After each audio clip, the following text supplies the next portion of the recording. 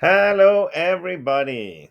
So, we have a very cool position today. We have this pawn, it's two steps away from promotion going up here, but the black rook is blocking it. If we manage to get the black rook to sacrifice on this pawn and we take the rook, well, then we're left with a bishop and a knight, and that is a victory, even though it takes some hard work. So we have to find the only variation for white that wins here, and of course, it's always, like always, white to play. So now you can post a video, think about this on your own time, analyze, and see if you can find out how white has to play to win this from the position we see here. So go ahead with that. Okay, welcome back. So, as said, we want to get this little boy promoted here or force the black rook to sacrifice on it. The thing is, it's now under attack. So we have to protect it. But if we try to protect it with the knight on d4 or e5, well, the problem is that our bishop is also under attack. So black will simply just grab our bishop, and from here it's no victory to be done. Black can always sacrifice the rook on this pawn and claim a draw after this. So the first move is more or less obvious. We have to move the bishop out of the way and we have to protect our pawn, which means we must play bishop d5 to start with. Now, black cannot sacrifice here. This is a theoretical victory for white. It's going to take many moves to win, but it is winning in the end. And now, if black tries something more long term to get his king closer, then we will win this fairly easy. We push our king up here. And as you see, the black king cannot come straight up, he has to go here. And we will be able to protect our pawn with the king. And after that, it's a fairly easy win because black will sooner or later be forced to sacrifice the rook here, and we take it from there. And also, if he tries to pin our bishop here like this, we will just get our king up and continue. So black's response after our first move, after we go to the bishop here, it will be to immediately pin our bishop here.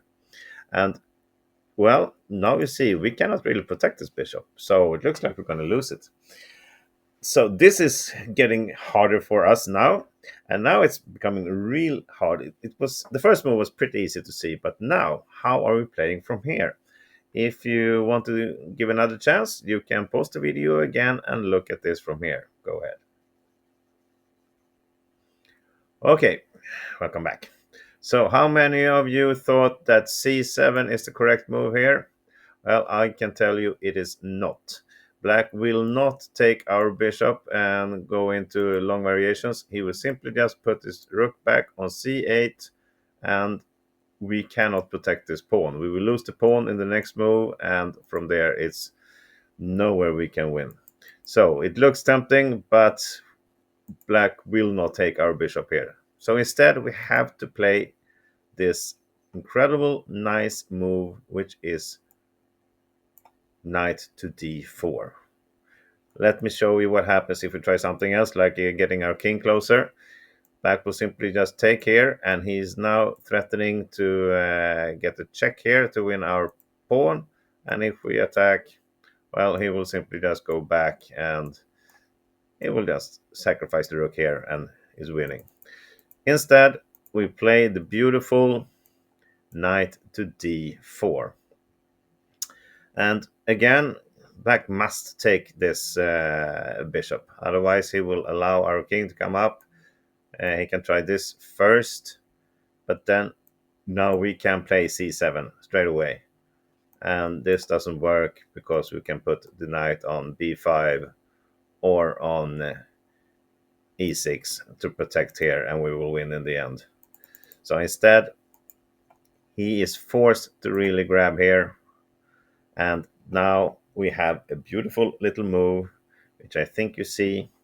Now we play c7. And of course, the idea is that if black now tries to stop it, we have a nice little check here. And this is not only a check, it's a fork. We will grab the rook, and easy win from there. So after we push c7, black cannot stop it anywhere, so he's forced to just grab our knight and see what happens. So the next move will be that we attack the rook. So we will stop him from coming here. We will stop him from coming here. And now it seems like we will promote this this little pawn. But black, this is not done. He will play rook d1, and he's now threatening to get the rook to c1 with a check. And then if we promote right away, we will lose whatever we promote to. And if you recognize the position here, yes, you are right, because now this little study has transformed into one of the most famous chess studies of all time. This is called the Saavedra position, and for many years this position was thought to be draw, but a guy called, I think it was a priest or something, called Saavedra, he found out how white wins this. And he was not a strong player, but he got a moment of epiphany, something like that, and he just found out how white is going to win from here.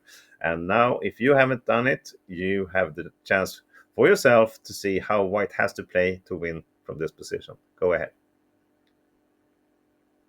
Okay, here we go. So the first move is obvious. We have to attack the rook again and stop him from coming anywhere. And it looks like it's an easy win now, but black will have great defense of d4. The rook to d4. Now look what happens. Of course, if we go back and forth, it will be the same, so we cannot do that.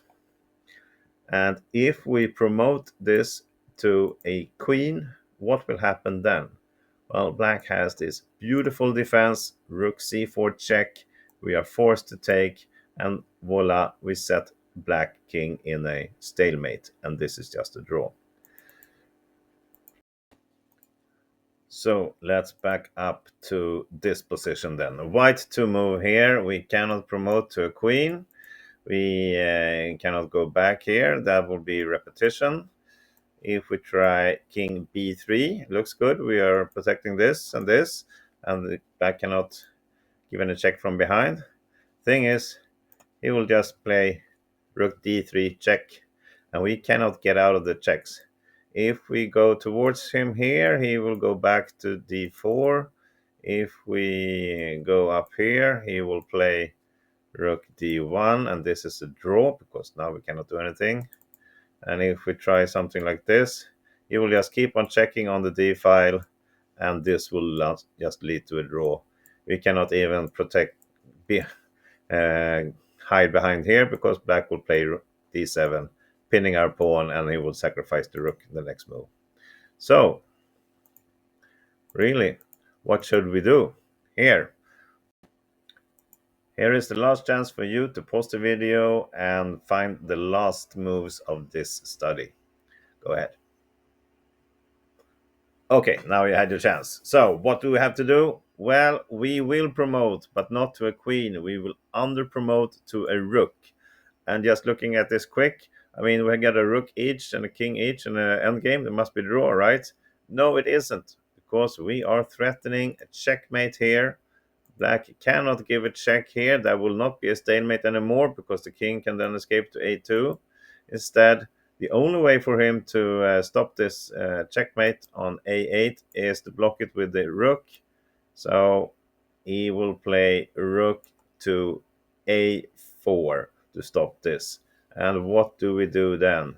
Well, now we attack the rook and at the same time threaten a checkmate here.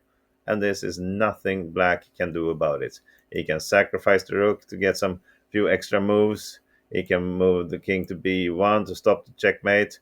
But in either way, he will either lose his rook or be checkmated in the next move. And of course, this is an easy win for white after that. Beautiful.